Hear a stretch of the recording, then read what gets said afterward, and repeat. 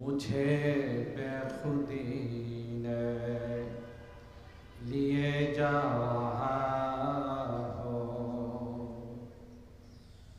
मुझे बेखुदी ने लिए जा रहा हो, मोहम्मद मोहम्मद कहीं जा रहा हो, बलगल उला मोहम्मद ही मोहम्मद विरदा मेरा रात दिन, बलगल उला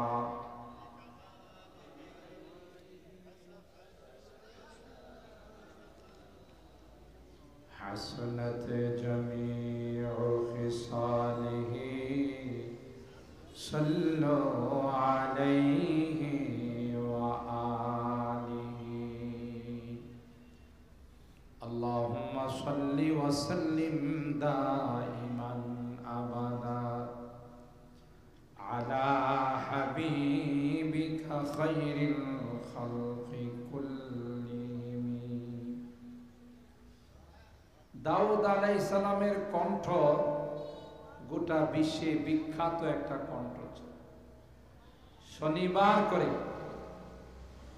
তার উপর নাযিল হওয়া কিতাব জবুর তিনি তিলাওয়াত করতেন সপ্তাহের কোন দিনে? ভাই একটু কথা বলুন, কোন দিনে? শনিবার। তার মধুর কণ্ঠে আসমানি কিতাবের তিলাওয়াত শোনার জন্য সমুদ্রের মাছগুলো এসে জমা হয়ে যায়, আকাশের পাখিগুলো গাছের ঢালে ঢালে বসে যাইত, জঙ্গলের পশুগুলো এসে একত্রিত হয়ে যাইত। তাইলে বুঝুন ওনার কণ্ঠটা কেমন মধুর ছিল। আসলে একটা কথা এখানে মনে রাখবেন,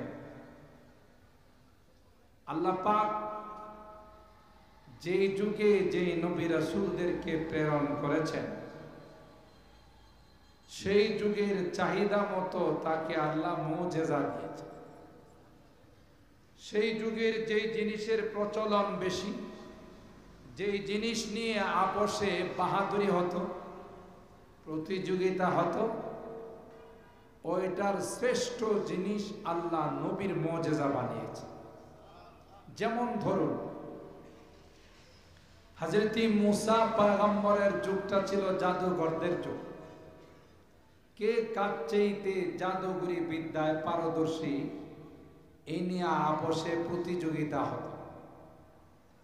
তো আল্লাহ রাব্বুল আলামিন সাইয়্যিদনা হযরত মুসা কালিমুল্লাহকে এমন এক মুজিজা দান করলেন, হাতের লাঠি মাটিতে ছেড়ে দিলে কি হয়ে যেত? বিশাল সাপ।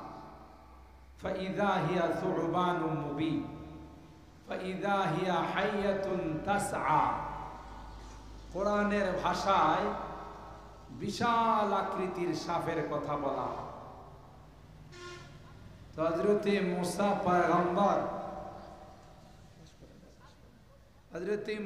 পয়গম্বর যখন ফেরাউনকে আল্লাহর একত্ববাদের দাওয়াত দিল, ফেরাউন তখন জিজ্ঞাসা করলো, তুমি যে নবী তার কোনো প্রমাণ আছে? মুসা আলাইহিস সালাম বললেন, জি আছে। কি সেটা? এই যে আমার হাতের লাঠি মাটিতে ছাড়তে দেরি হয়, বিশাল আকৃতির সাপ হতে দেরি হয়। তাইলে একটু দেখাও। মুসা আলাইহিস সালাম ফেরাউনকে বললেন, আপনি ঠিক থাকতে পারবেন তো? কাহা পার। যেই মুসা আলাইহিস সালাম লাঠিটা মাটির মধ্যে ছেড়ে দিলেন, বিশাল আকৃতির সাপ হয়ে লেজটা ছিল মাটিতে আর তার চোয়ালটা মুখটা ছিল আকাশে। একটু জোরে কম, কমপক্ষে 20 হাত লম্বা তো হবে, আর একটু বেশি 30 হাত। কোন কোন তাফসিরে আসে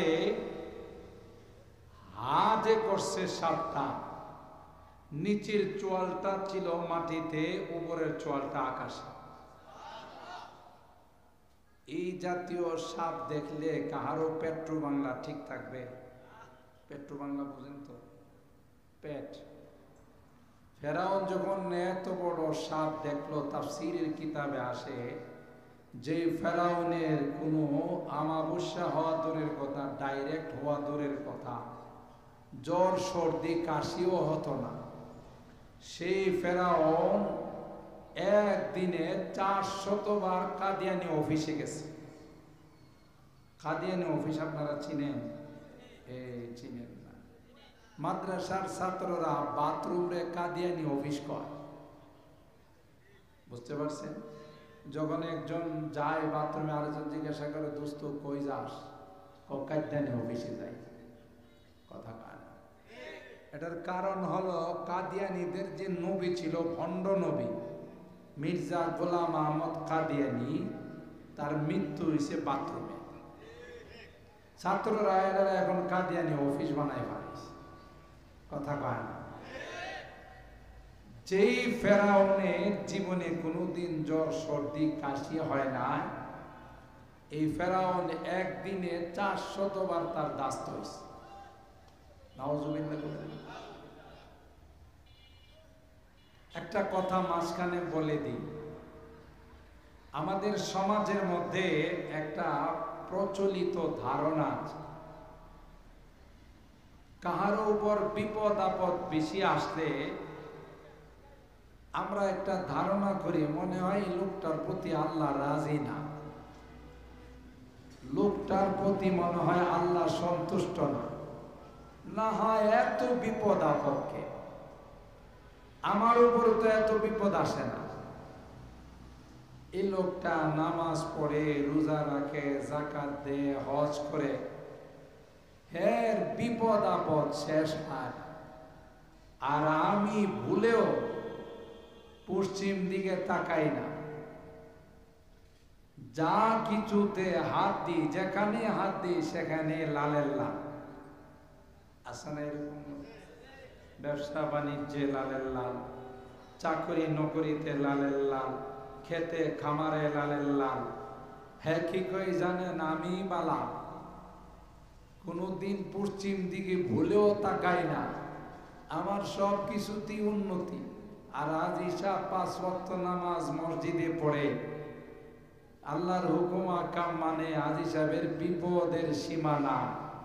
কোরআনে কারিমে আল্লাহ রাব্বুল আলামিন বলেন, যারা নামাজ পড়ে না, রোজা রাখে না, আল্লাহর বিধিবিধানগুলো মানে না, তাদের যদি দুনিয়ার কোনো উন্নতি দেখা যায়, বুঝতে হবে এটা উন্নতি নয়, এটা চরম অবনতি। فَلَمَّا نَسُوا مَا ذُكِّرُوا بِهِ فَتَحْنَا عَلَيْهِمْ أَبْوَابَ كُلِّ شَيْءٍ حَتَّى إِذَا فَرِحُوا بِمَا أُوتُوا أَخَذْنَاهُمْ بَغْتَةً فَإِذَا هُمْ مُبْلِسُونَ। কিন্তু ফেরাউনের রাষ্ট্রে যারা বসবাস করত সবাই জাদু করত। হযরত মুসা পয়গম্বরকে বললেন, হে মুসা, তুমি এত বড় জাদুকর হয়ে গেলা, লাঠি দিয়া সাপ বানাইতে পারো, তোমার সাথে মোকাবেলা হবে, কোন দিন তুমি মোকাবেলায় উপস্থিত হইতে পারবা? তোমাকে জনমের শিক্ষা দেওয়া হবে। আমার রাষ্ট্রের সমস্ত জাদুকরদেরকে আমি খবর দেব, একটা ডেট নির্ধারণ করা হয়েছে, ঠিক আছে, অমুক দিন খেলা হবে। অমুক দিন কি হবে? খেলা হবে, ভুলে গেছেন? আগে বারবার বলা হয়তো না খেলা হবে, জনগণ যখন খেলতে নামছে, যারা খেলবে ওরা নাই। কথা বারবারই বলছে খেলা হবে, এখন জনগণ কো খেলতে আসছে, আপনি কয় আমি না, কথা ঠিক কিনা বলে? এই ফেরাউনও মুসা নবীরে বলছে খেলা হবে, বোঝা গেল খেলা হবে কথাটা নতুন নয়, আগের থেকেই হয়ে আসছে। যারা বলে খেলা হবে এরাই পলায়, আর যাদের সাথে খেলে ওরাই বিজয় হয়, ঠিক না? এটা নতুন কথা না, আগের কথাই। হযরত মুসা পয়গম্বর বললেন ঠিক আছে, সমস্ত জাদুকরদেরকে অর্ডার দিন, অমুক তারিখে এতটা সময় জমা হতে হবে অমুক ময়দানে, মুসা নবীর সঙ্গে খেলা হবে। এদিক দিয়া মুসা আলাইহিস সালাম মনে মনে একটু ভয় পাইলেন, পরাজয়ের ভয় নয়, কারণ নবীরা জানে নবীদের সাথে কে আছে, আরো জোরে বলুন কে। তাই নবীরা কোনোদিন পরাজয় বরণ করে না। ফাআউজাসা ফি নাফসিহি খীফাতাম মুসা, হযরত মুসা পয়গম্বর মনে মনে ভয় পাইলেন, আল্লাহ এই মানুষগুলো লক্ষ লক্ষ মানুষ দেশের বিভিন্ন প্রান্ত থেকে এখানে উপস্থিত হবে, এত কষ্ট করে এখানে আসবে, এরা যদি খালি হাতে ফেরত যায়, বেঈমান হয়ে যদি ফেরত যায়, তাইলে তো তাদের আসার কোনো অর্থ হলো না। আল্লাহ পাক ডাক দেয়া কয়, কুলনা লা তাখাফ ইন্নাকা আনতাল আ'লা। আল্লাহু আকবার। আল্লাহ ডাক দেয়া কয়, এ মুসা না না, ভয় পাওয়ার কোনো কারণ নাই রে, এরা লক্ষ লক্ষ হতে পারে, আমি আল্লাহ তোমার সঙ্গে আছি, বিজয়ের মালা তোমার গলায় ঝুলবে। আল্লাহু আকবার। আমার ভাইরা, এদিকে জাদুকররা যখন ময়দানে আসবে মুসা পয়গম্বরের সঙ্গে খেলা করার জন্য, জাদুকররা চিন্তা করলো মুসা নবীর সঙ্গে যেহেতু খেলা হবে, তাই মুসা নবীর ড্রেসটা পরে যায়, জার্সিটার মতো লাগাই যায়। এই জন্য সবাই মুসা নবীর মতো জুব্বা বানাইলো। জুব্বা যখন বানাইয়া গায়ে দিল, আল্লাহ আসমান থেকে ডাক দিয়া কয়, উপরের পোশাকটা তোমরা পাল্টাইছো, কিছুক্ষণ পর আমি আল্লাহ তোমাদের ভিতরের পোশাকটা পাল্টাই দেব। আমার ভাইরা, এই জন্য পোশাকেরও মূল্য আছে, পোশাকের একটা প্রতিক্রিয়া আছে। লম্বা জুব্বা দেখলে উপহাস করেন না, আপনি পারেন না, সেটা ভিন্ন কথা। কিছু কিছু মানুষ আছে আদে এমন আমাদেরকে দেখলে চুলকানি শুরু হয়, আছে না নাই? লম্বা জুব্বা দেখলে মস্কারা করে বলে, এই যে দেখো মোল্লারা কাপড়ের দাম বাড়াই দিছে, কথা কয়। কওমি মাদ্রাসাগুলো, কোরআনের মাদ্রাসাগুলো দেখলে এক শ্রেণীর নাস্তিক আর মুরতাদ আছে, তাদের গায়ে জ্বালা শুরু হয়, কথা বলেন ঠিক না? বিগত দিনে কত রকমের স্লোগান আমরা শুনছি। বাইতুল কোরআন সহ যত কোরআনী মাদ্রাসাগুলো আছে, এই মাদ্রাসাগুলোকে কটাক্ষ করে বলা হতো জঙ্গিবাদ প্রজনন কেন্দ্র, সন্ত্রাসীদের আস্তানা, মৌলবাদের আস্তানা। মাদ্রাসাগুলো অলিতে গলিতে ব্যাঙের ছাতার মতো গজাইতেছে, কথা কয় না? মাদ্রাসাগুলো রাখা যাবে না, মৌলবাদদেরকে উৎখাত করতে হবে। মৌলবাদের ঠিকানা বাংলাদেশে নাই। কেউ কেউ আবার বলে বেরতো, তুম আপনি প্যারি পাকিস্তান মে চলে যাও,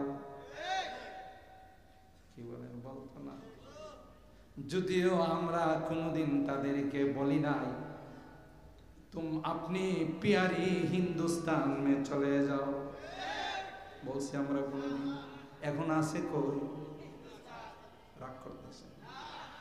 আমরা কোনোদিন বলি নাই তুমি আপনি প্যারি হিন্দুস্তান মে চলে যাও, কিন্তু এখন দেখা গেল ওখানে আশ্রয় নিছি। আমরা বাংলাদেশের নাগরিক, বাংলাদেশে জন্মাইছি, বাংলাদেশে ছিলাম, বাংলাদেশে আছি, যতদিন মৃত্যু না আসবে ততদিন বাংলাদেশেই থাকব। ঠিক না বে ঠিক? আরে কোরআনের বিরুদ্ধে যারাই কথা বলছে, ইতিহাসের পাতা খুলে দেখো, তাদের কপালে জুতা ছাড়া কিছুই মিলে নাই। কথা বলেন ঠিক না? গোটা বিশ্বের বাদশা ছিল ইন্টারন্যাশনাল হারামজাদা নমরুদ। কথা কয়, সে কি বাংলাদেশের রাষ্ট্রপতি ছিল? ইন্ডিয়া, আমেরিকা, চায়না, গোটা বিশ্বের রাষ্ট্রপতি ছিল ইন্টারন্যাশনাল হারামজাদা মিস্টার। লোকাল হারামজাদা না ইন্টারন্যাশনাল হারামজাদা? এই নমরুদে আল্লাহ প্রতিবন্ধী মশা পাঠাইছে। বাগের বাজার থেকে সিএনজি দিয়ে রওনা দিছে, মাওনা চৌরাস্তায় আসবে, মাঝখানে আয়সা ভবানীপুরে অ্যাক্সিডেন্ট করে, মাঝখানে আয়সা এক জায়গায় অ্যাক্সিডেন্ট করে মশার হাত পাও সব ভেঙে গেছে। পঙ্গু হাসপাতালে নিয়ে যাওয়ার পর ডাক্তার বলছে, স্যার আপনার বাকি জীবনটা ক্রেসের উপরে ভর দিয়ে চলতে হবে। এই জাতীয় এক মশা আল্লাহর কাছে বলল, আল্লাহ আমার তো হাত পাও নাই, সহজে হামলা করা যায় এমন একজনকে একটু দেখাই দাও। আল্লাহ কয়, চেয়ারে বসা হারামজাদার কাছে যা। চিনচিন হারামজাদারে? কে? নমরুদ। তো মশা গিয়ে সুজা কোনো কথা নাই, ডাইরেক্ট নাক দিয়া মাথায়। ঠিক কিনা বলেন?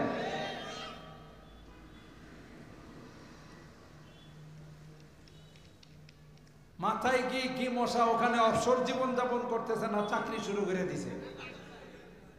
ওখানে গিয়ে মশা তার ডিউটি শুরু করে দিছে। মশা কামড়াইতে শুরু করলো কাকে? হারামজাদারে। কাকে? হে, দুই হাত দিয়া থাপড়াই কাজ হয় না, কামড়ের মাত্রা এত বেশি, হাত দিয়া থাপড়াইলে কাজ হয় না। একটা যুবকরে বেতন দিয়া সে রাখছে। যুবক জিজ্ঞাসা করে, স্যার আমার ডিউটি কি? 24 ঘন্টা তোর ডিউটি হলো আমার মাথায় জুতা দিয়া পিটাই। কথা কয় না। তো যুবকে জুতা দিয়া পিটায়। নমরুদ দেখো, বেতন দিয়ে আমি থাকা খাওয়া, আমার বছরে 2টা বোনাস, প্রয়োজনে বেতন আরো বাড়াই দিব, খাওয়ার পরিমাণ আরো বাড়াই দিব, তুই আস্তে আস্তে পিটাস খা।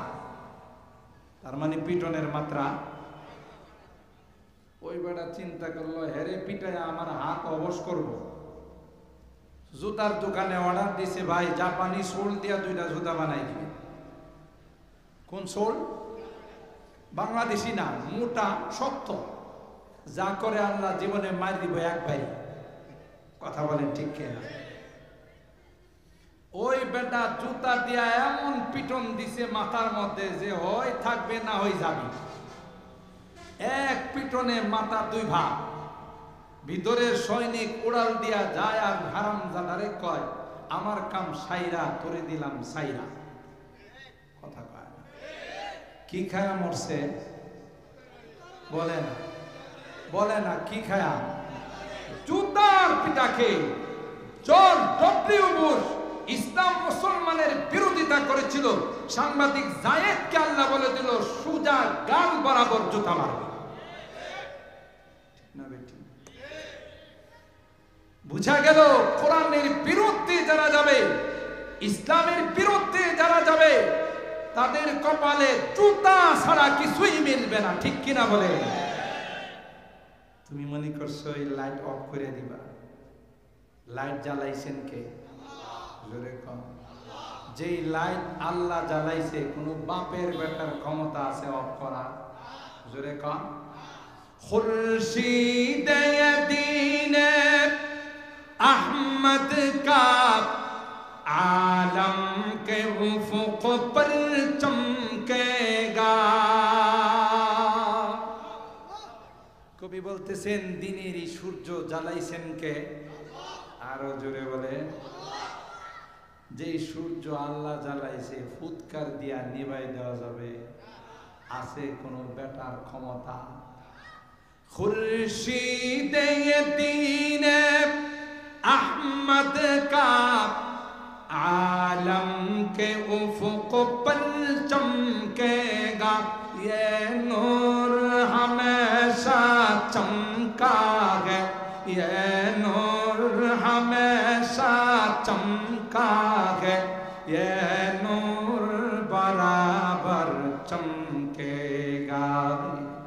इल्म हुनर का गहवारा तारीख से पारा है, हर पल हायक सोना है, हर शर्वा यहाँ में नारा है। अल्लाहु আকবার।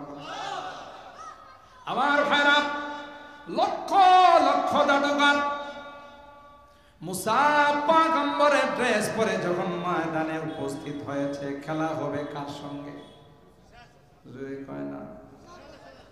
দ্বিতীয় পর্যায়ে মুসা পয়গম্বরকে তারা বলল, ইম্মা আন তুলকিয়া ওয়া ইম্মা আন নাকুনা নাহনুল মুলকি। এ পয়গম্বর, জাদু আপনি আগে দেখাবেন না আমরা আগে দেখাবো?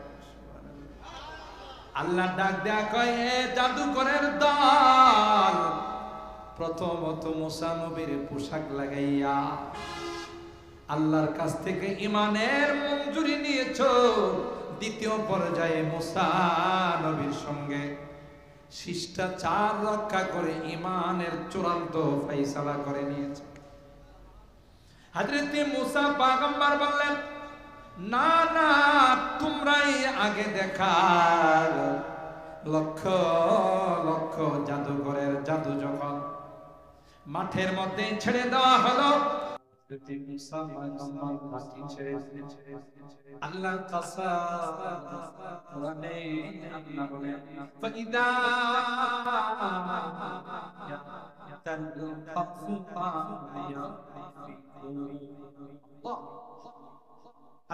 মুসা পয়গম্বর শাম হইয়া এক লোকমায় মাদানে যত সাপ ছিল, যত জাদু ছিল, সমস্ত জাদু ঢুকে খেয়ে ফেলল। এবার জাদু করবে আমার কি ব্যাপার?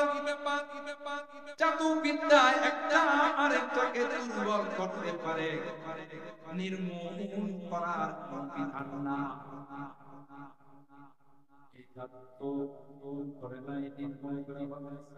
মাঠে ময়দানের পোশাক আছে, খায়া পেট করে না। বড় সাহেব যে চেয়ারের মধ্যে বসা আছে, ওনার দিকে রওনা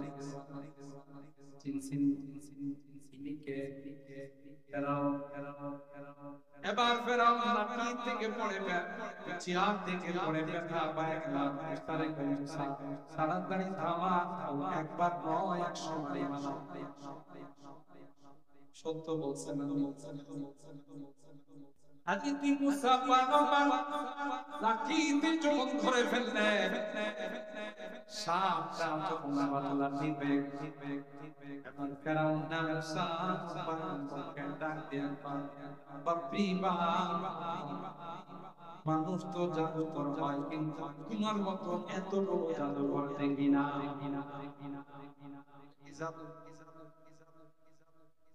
কি নবুয়তের মুজিজা, গুফতে নবুয়ত মিসলে তু সাহির দিগার, গুফতে নবুয়ত মিসলে তু সাহির দিগার, সাহিরা রা সরতি ওয়াফতা না কই ইমাম না কপালে ইমাম না। তাই ফেরাও ইমামদার হয় না, শেষ পর্যন্ত আল্লাহ লৌহি সাগরে ডুবাইছে।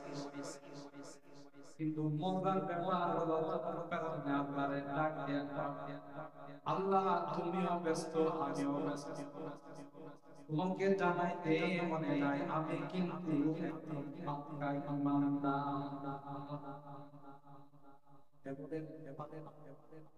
আগে আল্লাহরে জানাইতে এখন বুঝতেছে আর কয় আমি পারব না। মনে রাখবেন পৃথিবীতে যত সুপার পাওয়ার আছে শিন জিন পিং টিং বলেন আর ভ্লাদিমির পুতিন বলেন আকাটা নরেন্দ্র মোদি বলেন কথা মানে ঠিক কিনা যত বড় পাহাড়গুলো হোক না কেন যে কোনো সঙ্গে হোক না কেন হিন্দু বৌদ্ধ খ্রিস্টান যত ধর্ম অনুসারী হোক না কেন মৃত্যুর সময় ফেরাউনের মতো সবাই ঈমানদার হওয়ার চেষ্টা করে।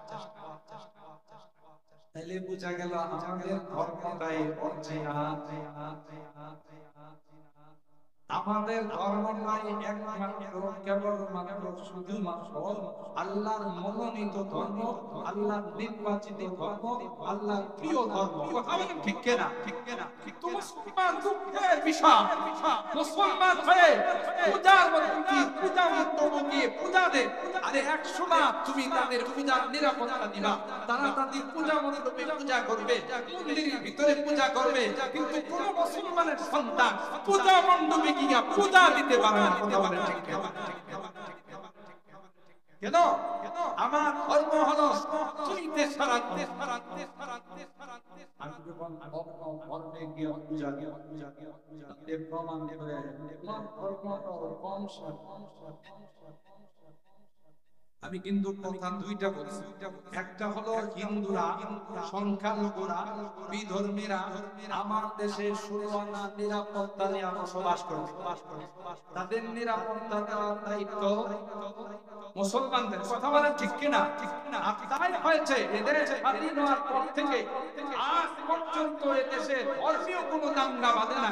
মাঝে মধ্যে অনেকটা সংখ্যালঘুদের সাথে হলেও এটা ব্যক্তিগত কারণে, ধর্মীয় কারণে নয়। আমরা আজ পর্যন্ত তাদের কোন মন্দির, তাদের কোন চার্চ, তাদের কোন গির্জা ভাঙি নাই, অথচ তারা হিন্দুস্তানের ইন্ডিয়ার বড় বড় পুরাতন প্রাচীনতম মসজিদগুলোকে ভেঙে চুরমার করে দিয়েছে। আমাদের ইসলাম তাদেরকে সুবহান নিরাপত্তা দিয়েছে, কিন্তু তাদের ধর্ম তাদেরকে দিতে পারে। তাই না? মৃত্যুর সময় তার ধর্ম বাদ দিয়ে ইসলাম ধর্ম গ্রহণ করার চেষ্টা করবে। ঠিক কিনা বলেন?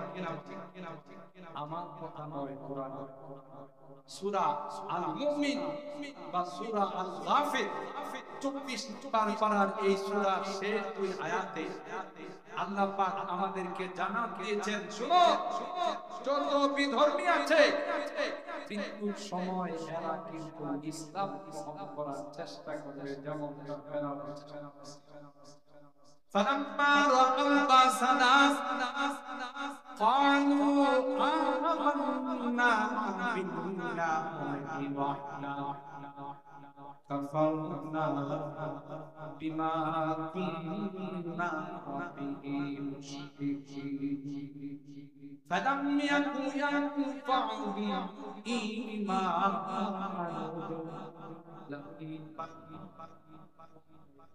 سنة الله التي قد خلت في عباده وخسر هنالك আল্লাহ বলেন এমন কোন বিধর্মী না যারা মৃত্যুর সময় ইসলাম গ্রহণ করার চেষ্টা করবে। সাকারাত যখন শুরু হয়ে যাবে, মৃত্যুর যন্ত্রণা যখন শুরু হয়ে যাবে, তখন বলবে আমান্না বিল্লাহ, হে মালিক একমাত্র তোমাকে বিশ্বাস করে নিলাম, মূর্তি দেবতা সবগুলোকে আমি তালাক দিয়ে দিলাম। আল্লাহ ডাক দেয়া বলবেন, না, এখন যতই ইমানদার হবে ওই ইমান আমি আল্লাহর কাছে কাজে লাগবে না। সময় আসে না গেছে, বিয়াদ মূর্তির কথা বলেন ঠিক কিনা? ঠিক। নবী সাগরে যখন হাবুডুবু খাচ্ছিল, তখন আল্লাহকে ডাক দেয়া বলে, আমানতু বিল্লাহি আমানাত বিহি বানু ইসরাঈল ওয়া আনা মিনাল মুসলিমিন। আল্লাহরে ডাক দেয়া কয়, আল্লাহ আমি কোন ইসরাইল যে খোদাকে মানছে, আমি সেই খোদার উপরে ঈমান নিয়ে আসলাম, আমি একজন পাক্কা মুসলমান। আল্লাহ ডাক দেয়া কয়,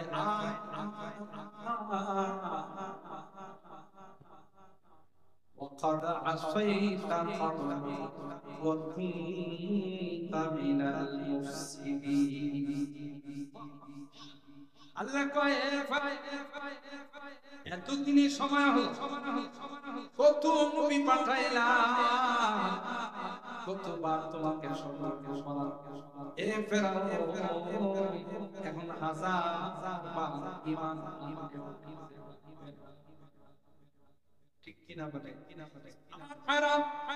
বলতেছিলাম গোটা ময়দানে এক লুকমায় সাপ খেয়ে ফেলছে। কার মুজিজা?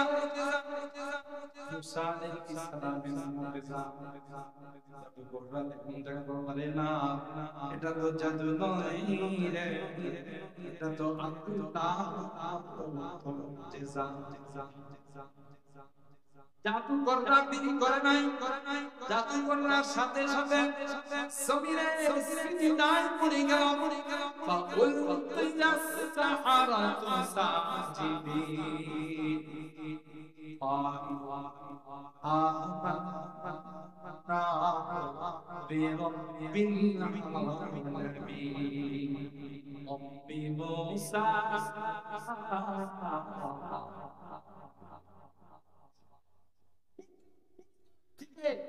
একটাই স্লোগান, বিরাব্বিল আলামিন, আমান্না বিরাব্বি মুসা ওয়া হারুন। এ ফেরাউন, তোকে তালাক দিলাম, আমরা মুসা আর হারুনের রবের উপর ঈমান নিয়ে আসলাম। আল্লাহু আকবার।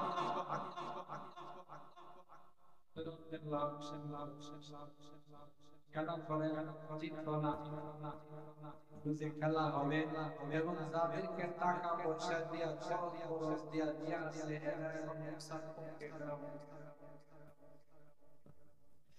এইটি বুঝা গেল যে যুগে মনে আছে কথা বলে গেছে, যে যুগে যে জিনিসের প্রচলন থাকে নবীদেরকে আল্লাহ এটা সবচেয়ে বড়